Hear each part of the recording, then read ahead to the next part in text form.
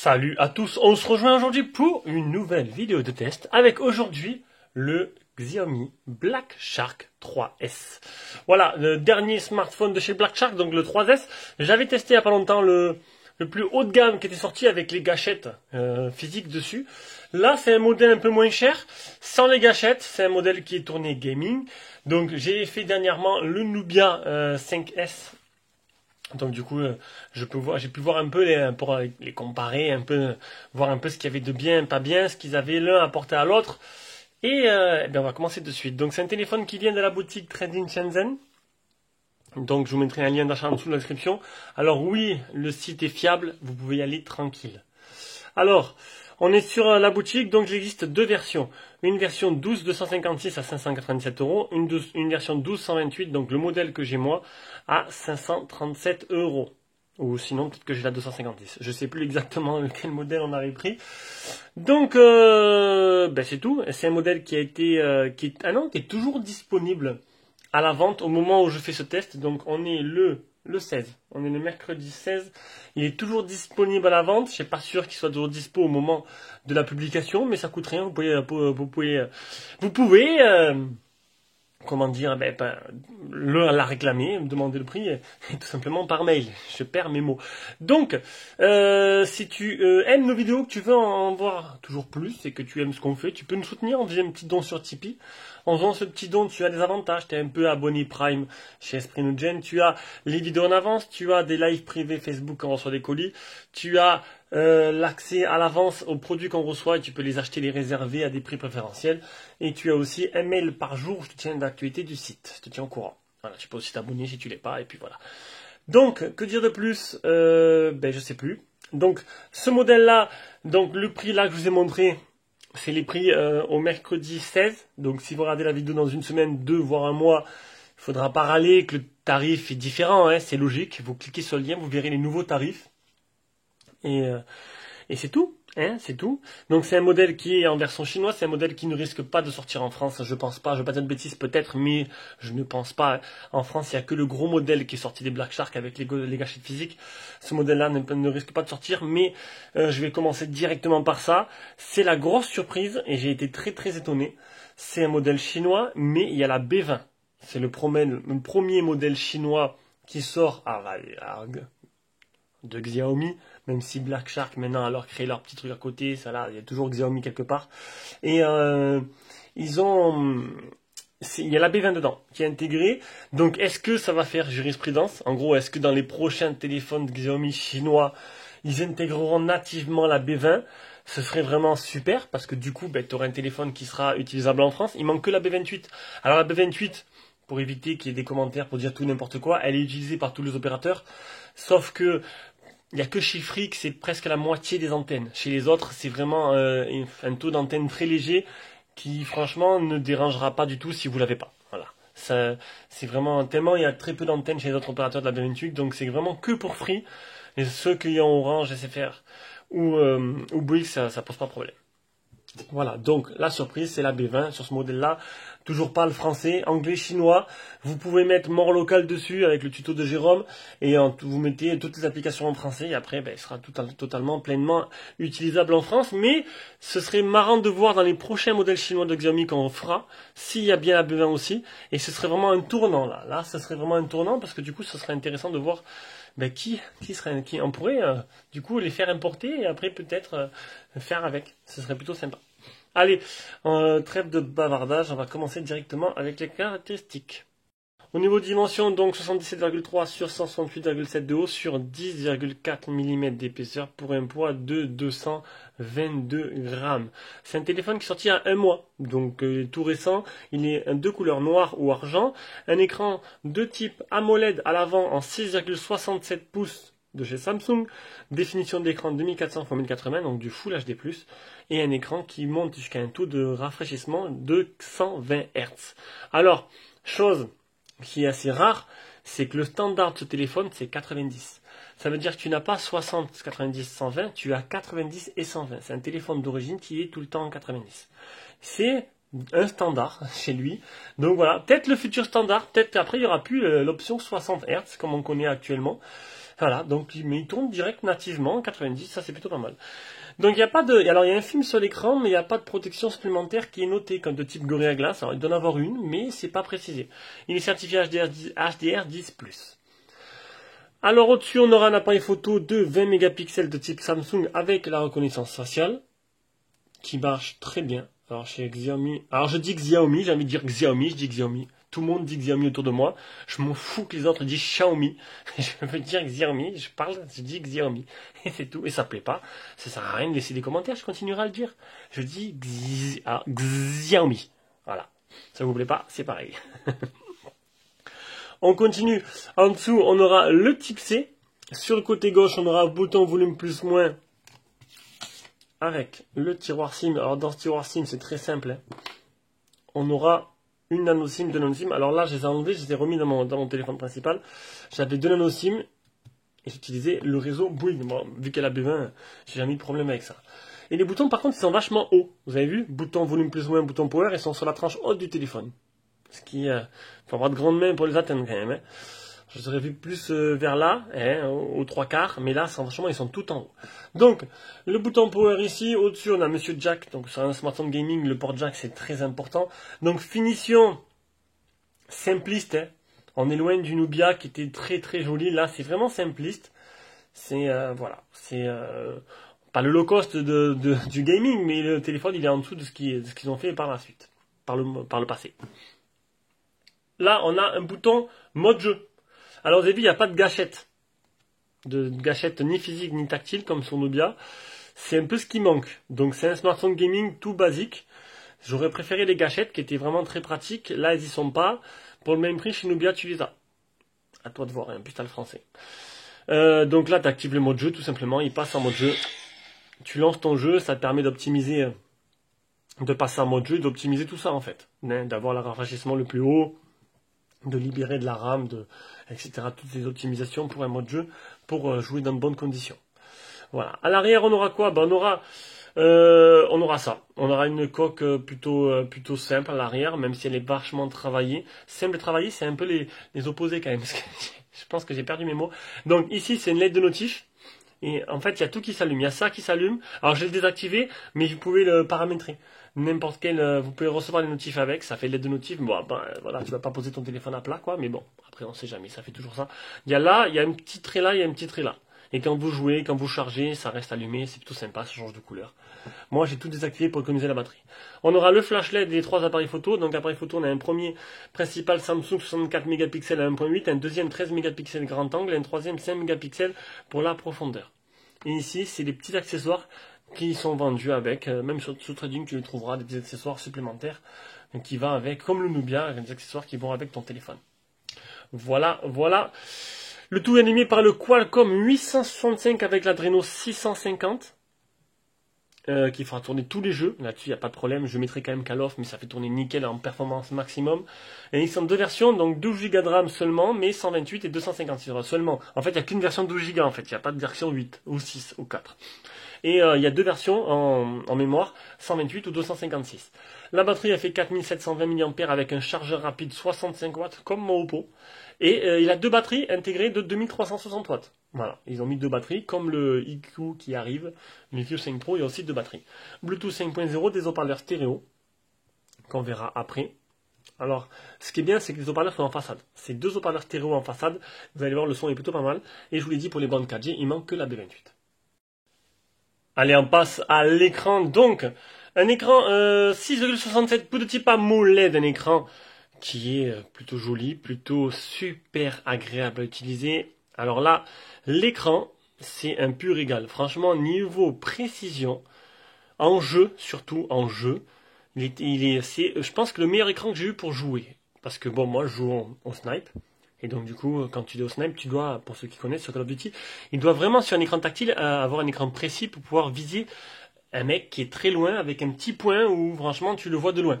Et là, c'est un pur régal. J'ai trouvé que niveau précision, vraiment, ils ont fait fort. C'était super agréable à jouer avec. Il réagit très bien, il a de belles couleurs, une bonne luminosité, il a tout ce qu'il faut pour faire un bon smartphone gaming. En plus, le fait qu'il soit, comme je vous l'ai dit, d'origine en 90 Hz, ça apporte une fluidité que tu remarques de suite quand même. Donc après, voilà, après je comprends pas trop la guerre des 120 Hz du moment là. Là. Moi je mets en mode automatique. Tu vois une certaine différence entre 60, 90 et 120, d'accord. Sauf que 120, ça bouffe des batteries, mais un truc de fou, quoi. Quand je fais les différences entre 60 et 90, il y a quand même des fois entre 15 et 20% d'écart entre les deux modes. Donc là, du coup, j'imagine pas le mode 120, voire le mode 144 pour certains modèles. C'est plus des batteries de 4000 là qu'il te faut, c'est des batteries de 6000. Donc voilà, on peut pas tout avoir pour l'instant et je pense que déjà le mode 60 est largement suffisant et 90 c'est vraiment le minimum à l'avenir. Maintenant après au-dessus, il faudra avoir des téléphones qui soient gros et moches avec des grosses batteries. Voilà, pour finir pour l'écran, je vous l'ai dit, protégé par un film d'origine. Par contre, je sais pas s'il y a de Gorilla Glass ou Dragon Trail dessus, c'est pas précisé. Allez, on passe à la surcouche, enfin la surcouche. On passe à la partie logicielle. Alors, partie logicielle, on est sur Joy UI. Alors, j'ai pas dit de bêtises. Joy UI, donc c'est la surcouche qu'ils ont fait pour Black Shark, qui ressemble à deux gouttes d'eau à la surcouche de MUI et la dernière version. Donc c'est pareil, hein, vu que c'est Xiaomi qui est derrière. T'as MUI mais un peu retravaillé, version Joy UI avec ils ont implanté dedans les améliorations exprès pour un smartphone gaming de Black Shark. Donc là-dessus, voilà. Donc ça tourne très bien, c'est super optimisé, super fluide. Donc oui, bien sûr, c'est un téléphone version chinois. Quand je vois des abonnés qui commandent des versions chinoises, il restera un peu de chinois. Mais tu as des avantages à prendre une version chinoise, je l'ai déjà dit. Mais voilà, il restera légèrement un peu de chinois, faut pas chipoter, c'est pas grave, il y a un peu de chinois, c'est pas la mort. Tu mets les applications de côté que tu peux pas supprimer, et ce qui reste un peu en chinois, ben tu t'en sers pas, tout simplement. Moi, ça m'a jamais dérangé, c'est tout. Je traîne. Oui, je traîne. Ben écoutez, ça tourne très bien, voilà. Ça tourne très bien, on va aller voir directement les captures d'écran. Allez, on commence avec petite mise à jour. Petite mise à jour quand je l'ai allumé. Mise à jour, ça c'est plutôt bien. Bon, c'est un téléphone qui sera suivi, hein. Là-dessus, il n'y a pas de problème. 593 358 sur le Antutu. Le test de chauffe 40 degrés, 39 degrés. 10 touches pour l'écran. Le PC Mark 13591, les deux Geekbench, le premier, le deuxième. Une petite application système qui est associée comme un trojan, donc qui a pu être supprimé, donc là-dessus il n'y a pas de problème non plus. Donc Light Effect, c'est ce que je vous ai montré derrière, le S avec les deux petites LED sur le côté. Voilà, vous pouvez le personnaliser à bon vous semble suivant les actions. Après, une suite logicielle pour optimiser votre téléphone. Le Shark Space, donc pour voilà, manager vos jeux. Il y a pas mal de trucs pour si vous faites du stream sur le téléphone. L'anti-addiction en cas où si. Il y a pas mal de choses qui sont voilà, associées au mode jeu. Le Always On Display avec plusieurs écrans différents. Voilà, je vous l'ai montré tout à l'heure, donc ou 90 ou 120 Hz. Donc pas de mode 60 d'origine. Le mode nuit, un mode nuit total, où il y a tout le téléphone à 100%, même les applications qui ne sont pas compatibles, ça c'est bien, comme chez Oppo. Il y a certaines applications que vous pouvez après individuellement modifier. Si en cas, vous voyez, ça vous plaît pas, tout simplement. Vous avez ou les menus en tiroir ou tout en style iPhone, comme j'ai laissé là. Vous avez des animations, alors on voit rien, mais il y a des animations d'empreintes. On les voit en bas. Ça c'est plutôt bien foutu. Je voulais vous montrer. Ils ont pas mal travaillé, donc c'est sur la surcouche Mi, c'est pareil. Ils ont pas mal travaillé, c'est plutôt l'effet est plutôt sympa pour gérer les performances de votre téléphone. Application système, on a dual application, c'est le clonage d'applications. On peut protéger l'application avec des mots de passe. Magic Press, ça c'est bien, vous avez vu, vous cliquez sur la surface là, vous laissez appuyer et ça apparaît des 4 icônes et vous mettez des raccourcis. Ça c'est plutôt pas mal. Le bouton raccourci, donc ça c'est pour vous mettre des raccourcis, hein, style double tap, etc., etc. Mais il n'y a pas le double tap, donc tout le reste. Bon, prendre des captures d'écran, lancer la caméra, éteindre l'écran, etc. Le Quick Ball, c'est un petit rond qui apparaît, vous appuyez dessus, pareil, ça fait un petit carrousel. Non, c'est pas le cas, c'est pas le carrousel celui-là. Vous appuyez une fois dessus, deux fois dessus, vous laissez appuyer et ça associe des actions. Le mode une main, si vous trouvez l'écran trop grand. Un mode enfant. Un labo, donc ça c'est des applications qui sont encore en bêta. Les full screen, donc les gestures ou les boutons, comme ça. Et on arrive à l'autonomie. Donc, sur une journée de 13h34, j'ai utilisé 66% en 3h33 avec l'écran allumé, 1 minute 27 d'appel. Voici la courbe d'autonomie. On peut voir que Call of Duty, tac, quand je l'ai allumé en mode jeu, et la courbe de chauffe qui coïncide avec Call of Duty. Je suis monté à presque 98 degrés Fahrenheit. Et le GPS test, alors là, c'est un exemple du mode nuit qui n'est pas bien optimisé. GPS test, on peut voir 3 mètres. J'arrive même pas à voir les satellites fixés. Donc 3 mètres de marche, c'est plutôt bien. Mais c'était pour vous montrer, je vais le laisser comme ça, pour montrer que certaines applications ne sont pas faites pour être en mode nuit. Et du coup, on peut les désactiver, pour les mettre en normal. Voilà. Donc là, j'ai lancé Call of Duty. Je vais lancer le mode jeu. Voilà, hop, le mode jeu s'est activé. Alors tu peux lancer le mode jeu pendant que tu es en jeu en fait, et après tu fais comme ça, et tu as la petite barre où tu peux modifier un peu tout. Voilà, si tu veux pas être dérangé, pour pouvoir être plutôt tranquille, j'ai envie de dire.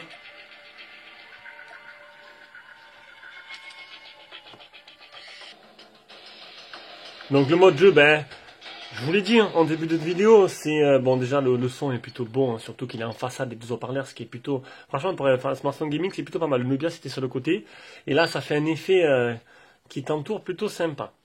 Donc ça tourne très bien, performance maximale, c'est super précis, c'est super agréable à jouer. Voilà, c'est un smartphone gaming par excellence, et ça c'est plutôt pas mal. Même s'il manque les gâchettes qui auraient apporté ce petit plus qu'ont les autres.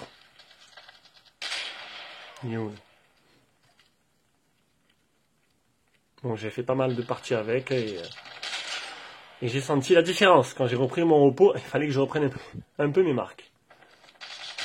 Allez, on passe à la suite. La suite, c'est l'appareil photo, donc logiciel de photo. Alors, mode pro, mode vidéo, ça va jusqu'en 4K 60 fps, 4K 30 fps, 1080 60 fps. Donc comme d'hab, je vous ai fait une première vidéo en 1080 30 et en 1080 60 par la suite. Donc la 30, la stabilisation activée, la 60, elle n'est pas, mais c'est plus fluide. Le mode photo avec un zoom x2, c'est tout, et le grand angle. Ici, mode portrait et mode plus, on a nuit, 64 mégapixels, panorama, short vidéo, timelapse, slow motion. Voilà pour la partie photo. Ici, on a l'intelligence artificielle, le HDR, et des petits filtres en temps réel. Et on a le macro, et voilà. Le macro, ils ont un peu mal foutu, je préfère qu'ils le mettent directement avec le reste dans autre, donc tout simplement dans mort. Ils l'ont mis séparément. Donc du coup, voilà. Donc je vous ai pris comme d'habitude, plusieurs photos de chaque. Donc je vais vous les mettre bien classés. Donc zoom normal, zoom x2, grand angle, 64 mégas, ça va suivre. Et voilà, on revient directement à l'appareil photo frontal.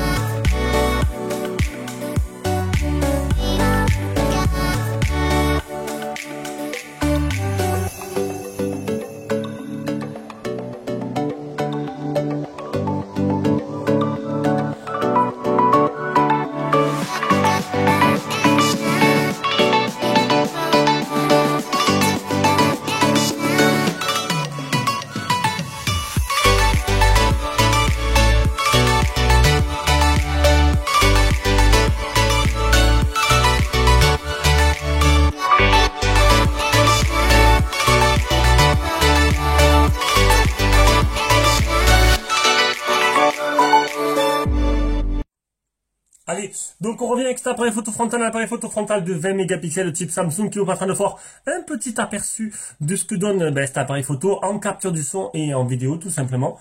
Je vais peut-être tourner un peu, peut-être un peu trop de lumière, non c'est bon.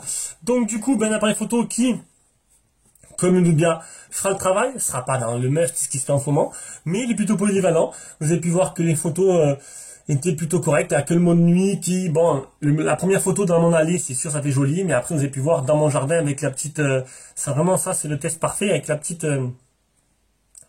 guirlande là, qui ne capte vraiment pas trop de lumière et donc du coup il peut pas vous donner un mode nuit total qui est plutôt sympathique. Mais sinon à part ça, les photos sont plutôt jolies, ça sera pas mal et ça fera le boulot. Alors on arrive à la partie son, le son communication qui est très bon là-dessus, il n'y a pas de problème. Il était plutôt bien le son. On va maintenant écouter le haut-parleur. Alors des haut-parleurs stéréo en haut et en bas.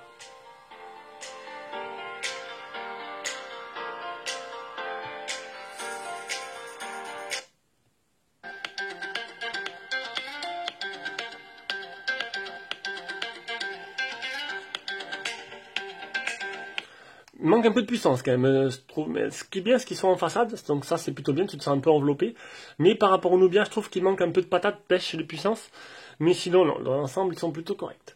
Donc on arrive à la fin de ce test. Donc c'était le Black Shark 3S, un smartphone gaming à peu près 500 € qui fait moins premium que le Nubia, j'ai envie de dire, qui manque ses gâchettes tactiles. Moi, franchement, à choisir, je prendrais plutôt le Nubia, surtout qu'il est moins cher, et qu'il a surtout des gâchettes tactiles supplémentaires, et aussi il a le français, même s'il n'y a pas, il y a plutôt, c'est pas tout qui est en français, c'est du franglais, hein, même, il y a une majorité de français quand même, il est mieux, voilà. Allez, sur ce, je vous fais des gros bisous, et on se rejoint pour une prochaine vidéo.